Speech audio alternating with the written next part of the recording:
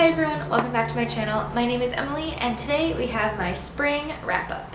So essentially this is a chance for me to chat about all the books I read over a 3-month season or period and just chat about my top 5 favorites and things that I liked about them and all of that. But first let's go through all of the books that I ended up reading from March through May.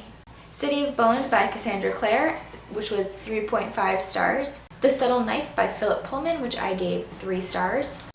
Dear Martin by Nick Stone, which I gave 4.5 stars. The Hypnotist Love Story, which I gave 3 stars.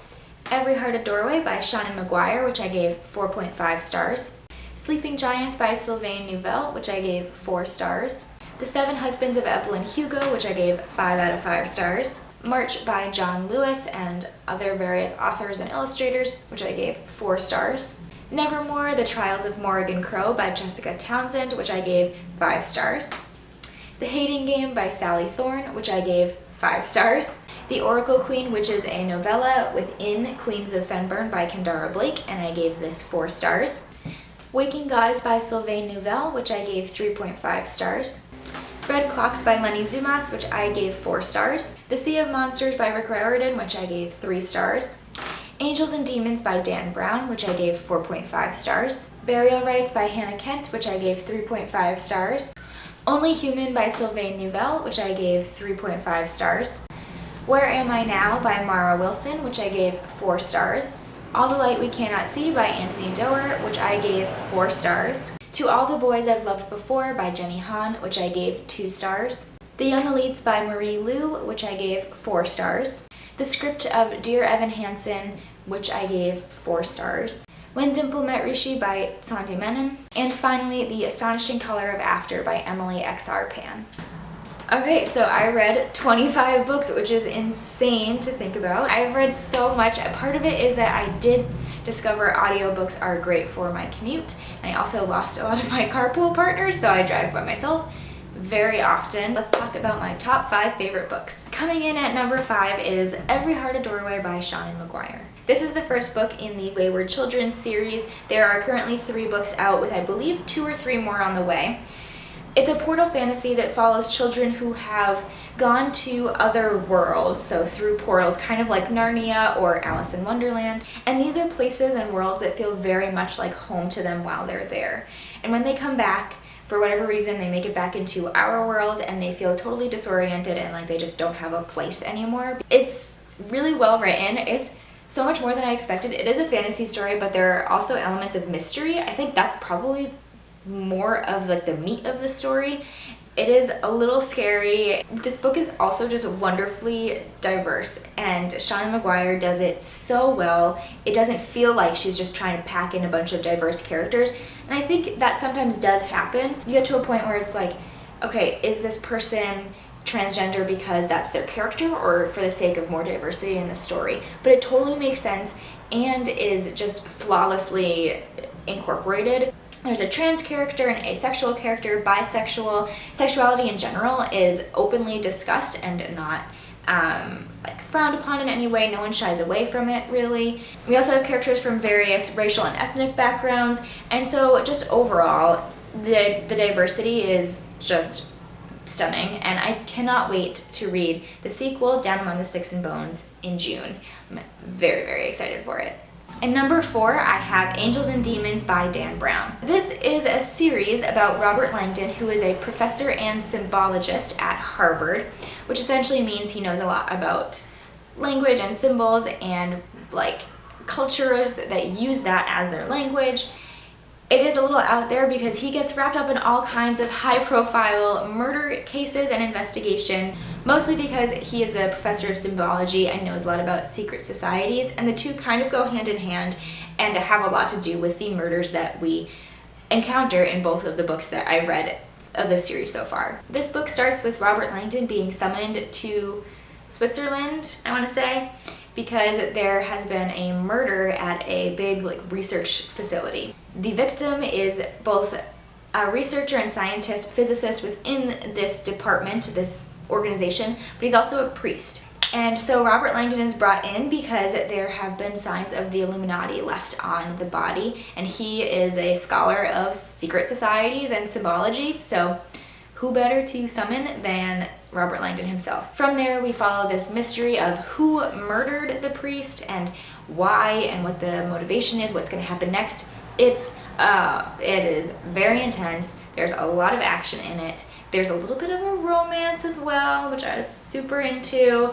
And yeah, I really enjoyed this, and I'm very much looking forward to continuing this Robert Langdon series this year.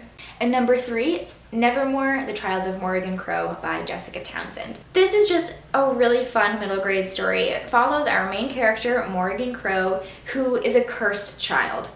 She lives her life with very few relationships, people are afraid of her, and she is blamed for every bad thing, all the bad luck in her town.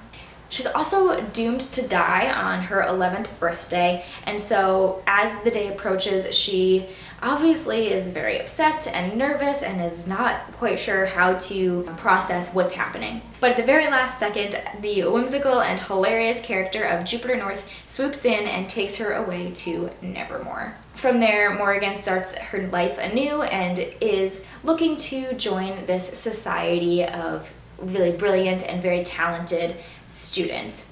So there are elements of magic. There is sort of a trial involved that feels very much Goblet of Fire, Triwizard Tournament. Morrigan herself is kind of like the female Harry Potter, which I absolutely adore. She's just badass and she is like ready for anything. I loved her. There's also, you know, Jupiter North, who is just, he is such an interesting character. I don't even know how to describe him, but I really, really enjoyed reading this book. I read it practically in one sitting, and it's pretty, I mean, it is, you know, a middle grade book. The text is large, but it's long. There's a lot that happens, so I felt really accomplished that I was able to read this so fast. This is everything I wanted in like a fast-paced, fun middle grade story. There are some darker elements, but overall it's full of fun and whimsy, and I am so excited for the next one. It is called Wondersmith, The Calling of Morrigan Crow, and I believe it's coming out sometime this year. I hope. Then coming in at number 2 is The Hating Game by Sally Thorne. So this is a contemporary romance, sort of like rom-com style, featuring the hate to love trope. This follows Lucy and Joshua, who are executive assistants to co-CEOs of a publishing company. The novel is told from Lucy's perspective, and we know from the beginning that she hates Joshua. He is arrogant and he looks down upon her, he doesn't show her any respect, and she just doesn't have time for him. But then obviously things change. They start spending a little bit more time together and find themselves in situations where they are alone together, and they realize that maybe they don't hate each other after all. I feel like people don't expect this to be good because it's like a, you know, kind of cheesy rom-com type book, but it was so well done. The romance is lovely. I was rooting for them from the very beginning. It was so cute and lovely, and definitely better than I was expecting. I knew I was gonna love it. I knew it was gonna be like the cheesy rom-com I was looking for, but I think in my Ava wrap-up, I stepped back and said I was giving this 4.5 stars, but in retrospect, this is 5. This is 5 out of 5 stars, and I'm not ashamed to admit it.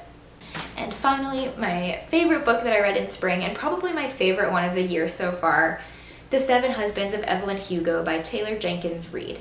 This is a historical fiction story following our main character, Evelyn Hugo, who was once upon a time, you know, Hollywood's it girl. She was in all the movies, she was glamorous and beautiful, and now she's older and she wants to share her story with the world. So she reaches out to Monique Grant, who is a journalist at a magazine. Evelyn invites her over to her home to supposedly write an article about her, but then Evelyn reveals that she would like her to write her full biography. From there, we have chapters from Monique's perspective while she's sitting and interacting with Evelyn, or at home as she's reflecting on her days. But then we also get chapters from Evelyn herself, first person, chronicling her life kind of through the lens of her 7 husbands.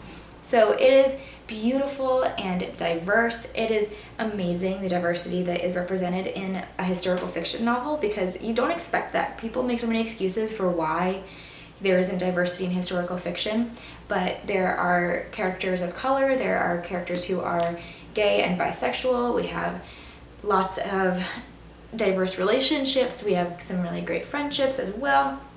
It's so good. I can't stop thinking about this book. I already know I want to reread it like a million times. I can't wait to read more of Taylor Jenkins Reid's other books. I feel like I gushed on and on about it in my April wrap-up, so I'm not going to go too much more in depth, but just know this is lovely. I highly, highly recommend it. If you haven't read it, I don't know what you're waiting for at this point, honestly. Alright, those are my top 5 books. I didn't end up doing a May wrap-up video just because I knew I was doing this one. However, I did write mini reviews on all of the 10 books that I read. Oh my god, 10 books. In May, 5 audiobooks and 5 physical books, so those are categorized in 2 posts on my blog. So I will leave those both linked below if you would like some more info about some of the books I read toward the end of spring. Alright, that's everything for today's video. I hope you enjoyed watching it. If you've read any of these books and also love them or are curious to hear more of my thoughts about certain books, please leave me a comment down below. I would love to have a conversation with you. Give this video a thumbs up if you enjoyed it and subscribe to my channel so you don't miss out on my 2 videos every week. But until the next one, happy reading. Bye.